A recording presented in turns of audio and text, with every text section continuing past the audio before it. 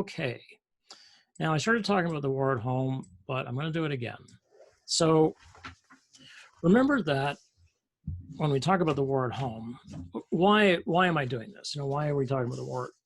Basically, what was happening in America as opposed to what was happening in Vietnam. We're talking about what was happening in America because what happens in America is going to bring an end to the war. The war isn't going to really end in Vietnam. The war is going to be ended in America. And then what's going to happen is Nixon is going to begin withdrawing troops. So the presidents who are the war presidents, I may have gone through this already. At this point, I'm a little hazy as to exactly what I've talked about. So are Eisenhower, who doesn't get involved, as little as possible gets involved with Vietnam. Then Kennedy for his partial term, Johnson for the rest of Kennedy's term, then Johnson for his own term, then Nixon. Then Gerald Ford takes over from Nixon because Nixon resigns rather than be put in jail. And by the time we get to Jimmy Carter, what the heck is this now? By the time we get to Jimmy Carter, the war is over. So by 1975, the war is over, and that's it. And we've got Gerald Ford as president, a sort of lame duck vice president as president. Okay. Remember that in 1968, at the point that Johnson has finished his term and then says, I will not seek, and if offered, I will not accept the nomination for president of the United States from his party, the Democrats. This shocked everybody terribly because what Johnson had been covering up was just how badly the Vietnam War was going.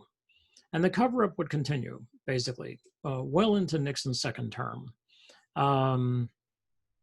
as short as it was, mostly because, to put it very basically, the job of the president was to not get caught holding the bag. That Vietnam was so bad, and they all knew it as they inherited it. They were like, oh man, this is terrible. And when they saw how bad it was, they knew that they had to end it. But they also knew if they ended it, they would lose the next election. And they refused to do that. So even though Johnson was convinced, even in 67, that he could win the election, but then he could see the steamroller coming, and he knew that no, there was no way. Even against Nixon, he couldn't win. And so it was a terrible blow. The Democrats, they knew that was it. They knew they were not gonna win, and they put up a really very sane candidate, but no, there was no way. It was Nixon. So what you have to remember about this is that it's roughly 20 years after World War II, and the World War II is very fresh in people's minds. I mean, it's really only 20 years. It's been 20 years since 9/11. And for people who are older than 30, 9/11 is still pretty meaningful in the sense that they're like, oh yeah, that happened. And, people who are my age certainly, will say, oh, I remember where I was on 9/11, blah, blah, blah. You remember the world before it and you remember the world after it. It was one of these events, partly because the Americans decided to go to war in two countries over 9/11. Okay, and that had a serious impact on the way things have gone. So the war at home comes about because Americans are looking at the Vietnam War, and they're getting the news, and they are like, what are we there for? And there are more and more Americans getting killed. And they're like, okay, well, the Vietnamese are being killed, but what the hell? I mean, we don't really care about the Vietnamese, but the Americans are dying at these fantastic rates. I mean, thousands of people a year are dying. And in the end, 58,000, my memory is 58,600 and something people will die in the Vietnam War. Men and women. American, Australian, Korean, but these are American troops, 58,000, that's American. So the fathers and mothers who were in World War II and now their children are being killed are saying, wait a second, this is not like World War II. What's going on? We're not winning. We're getting killed. Why are we there? So they begin to question what's going on. And they begin to say to the specialists and the people who are like, well, don't bother us. We've got degrees and we've been to Harvard and, so what are you doing? What exactly, tell us your theories about this. Like, well, we got the domino theory. It's like, shut up about the domino theory. They're not buying that anymore.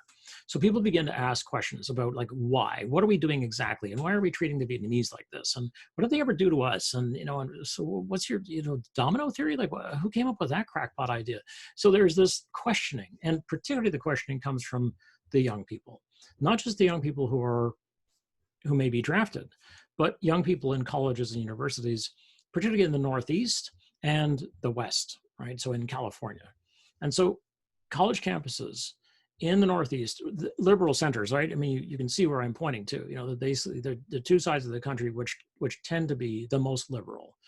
California and New York, Chicago, big cities, Boston, Philadelphia, which tend to be centers of bastions of liberal power and authority.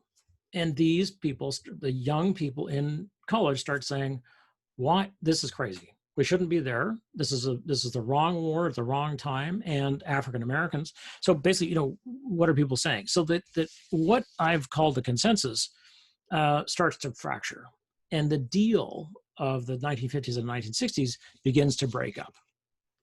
And the idea that experts basically knew more than we ever could, people started to question that and say, wait a second, maybe this isn't these aren't the geniuses we thought they were. Well, then we come to 1968 and the Lunar New Year, the Vietnamese Lunar New Year. Well, like we have New Year's, the Christians have New Year's, the Jews have New Year's, Islam has a New Year, so do the Vietnamese, and so do most people see basically a rotation, essentially, that there is a beginning part. And the beginning part is often somewhere in the darkest part of the winter, where the growing season is the least, and you mark it like this is the beginning of the new season, right? So that usually happens, and it's called in Vietnam still, it's called Tet, T-E-T. And every year, the Tet offensive, the Lunar New Year, which is celebrated for, depending, at least a few days, usually in Vietnam, or had been celebrated for at least a few days in Vietnam. And it's sort of this big, it's like a party, and it's a religious holiday. It's you observe the ancestors, you worship the ancestors. You get out the firecrackers, and everybody comes together, and so it's a very, very important holiday, right? Very important for the ritual. And it was sort of undeclared as a ceasefire, like Christmas, like you don't fight on Christmas, basically. That's sort of the Western troops in general, even in World War II, didn't fight on Christmas. They were like, we're not, Christmas Day, we're not fighting. Well, the Vietnamese were that way with Tet. Except in 1968, they planned a countrywide attack on the Americans, and they carried it out. And they'd done this before, but never so completely. So up and down South Vietnam, the North Vietnamese had been infiltrating the country, and they brought together the North Vietnamese Army, the NVA, and they joined the Viet Cong, so the guerrillas fighting in the South, and they attacked every major point in South Vietnam. And it looked very dicey for about a week. It looked as though the Americans might actually lose militarily the war. And the Americans began to rally, And within a few days to a week, they began to push the Vietnamese back, and they slaughtered an enormous number of Vietnamese. I mean, there were deaths on both sides, but it's just, these were slaughters. And so major cities came under attack. Saigon was attacked. So the ruling center of the South is like having Washington or Ottawa be attacked. And Hue City, which is up near the DMZ, was nearly taken and had to be, the Marines had to fight back for it. And they retook it. And that's the thing about the Tet Offensive. It was a military success for the Americans. The Vietnamese lost. The Americans pushed the Vietnamese out, and the Vietnamese didn't hold any more ground than they had held before the attack. And it nearly broke the Vietnamese army. I mean, the Americans, the Vietnamese said later, you know, if you had known how thinly stretched we were, and if you had just pushed a little bit harder, we would have broken, we would have been finished. But the Americans stopped. And there's been a whole, as you can imagine, there's a huge discussion about why did they stop? You know, if they'd only known, coulda, woulda, shoulda, all that kind of stuff. So it's this long story. So it was militarily a success, and this is something you really have to remember. But what America saw was this massive slaughter, which they were seeing on their television screens. And this is very important because this is the first war which is fully televised, where they're getting film within a few hours. They can get it on the air, which has not happened in World War II because there weren't any televisions, partly, and you couldn't even get stuff into the theaters that fast to show a newsreel and show how, you know, victorious troops are approaching, whatever. So this was the fully televised war, and it's often called the television war because of that, which I'll talk about. So people at home are like, this is terrible. We've been fighting there. All these people have been killed over the last, feels like forever, 7 years. And now we're losing. What is going on? So the Tet Offensive appears to break the American will. What's even worse is that Walter Cronkite, who was the main, we really don't have equivalent figures these days that are this powerful. But Walter Cronkite, Dan Rather, were considered to be, Roger Mudd, were considered to be the voices of America, as they represented middle America, plain people. They weren't plain people, but that's what that was their sort of persona. So Walter Cronkite, who was sort of considered to be everybody's kind of uncle, he was this very avuncular, likable, honest seeming, serious man, got up and said, it looks like we're going to lose this war. And that was the beginning of the end. It was, from that point, the conviction in America that America was wrong to be in Vietnam, that it was losing in Vietnam, even if it wasn't wrong, that it should withdraw from Vietnam, that the killing was pointless and senseless, that the war was lost, became stronger and stronger. And that's why the war at home is so important. And the war at home looks like these riots that we're seeing now about the extrajudicial or judicial killings of African Americans by white police everywhere in the States, basically, not just one person, but dozens, hundreds of people who were driving while black, walking while black, whatever it was. But their main crime is to have been African American. Well, the same thing is same kinds of riots are happening on college campuses in Berkeley, in Kent State. There was a riot at Kent State in 1971. Jesus, 72. Sorry, 72, I think. I'm sorry, I used to know this date. It's a famous, it should be 71.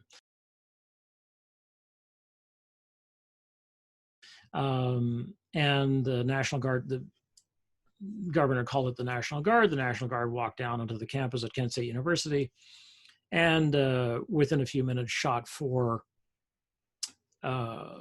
college students. What was important about these college students was that they were white. And they were white members of the elect, basically, because Kent State is considered to be moderately Ivy League school.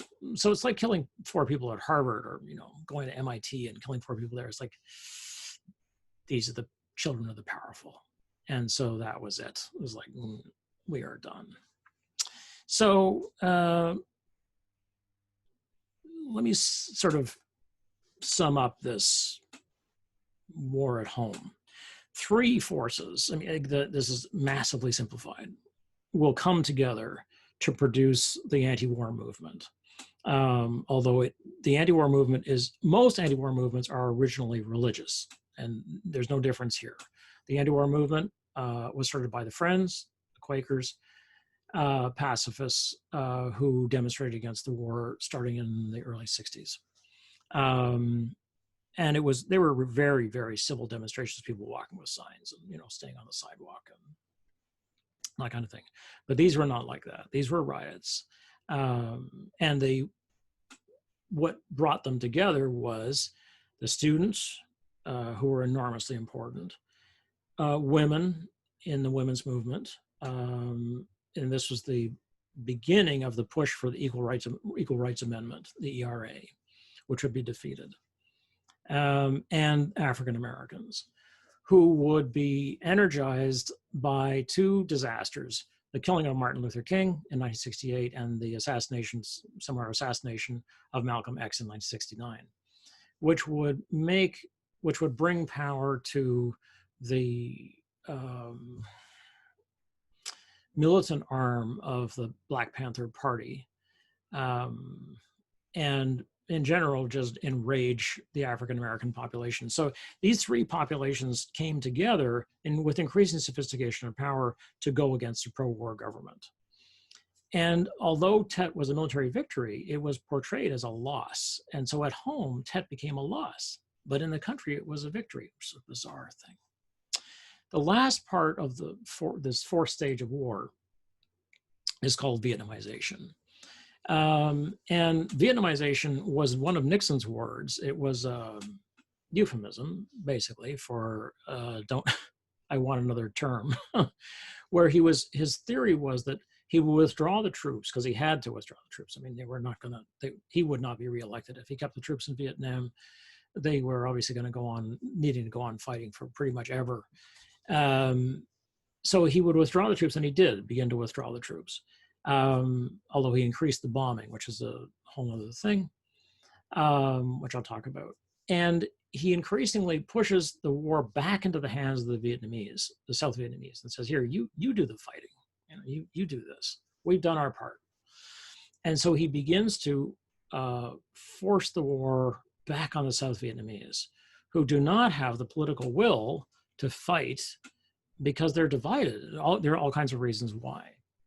And Nixon knows this. I mean, they know the South Vietnamese will not be able to, if America has not been able to successfully fight the North Vietnamese, the South Vietnamese certainly won't be able to. But the idea is that they would give the South Vietnamese all the stuff, tanks, planes, train them how to use them, helicopters, train them how to use them. So they sort of go back to being advisors in this sort of funny kind of way. And so the Americans withdraw from the battlefield. They stop the shooting war as much as they can.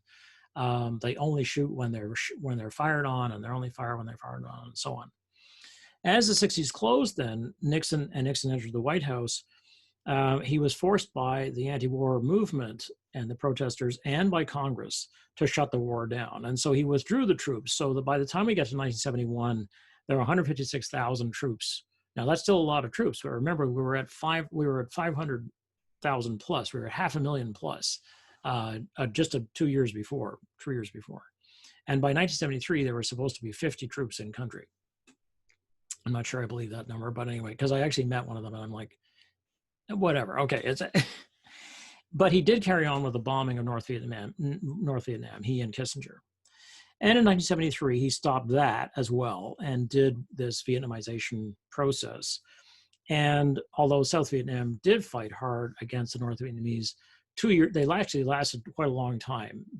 Nixon withdrew everything but the least little bits of support and advice in 1973. He left these last little bits in.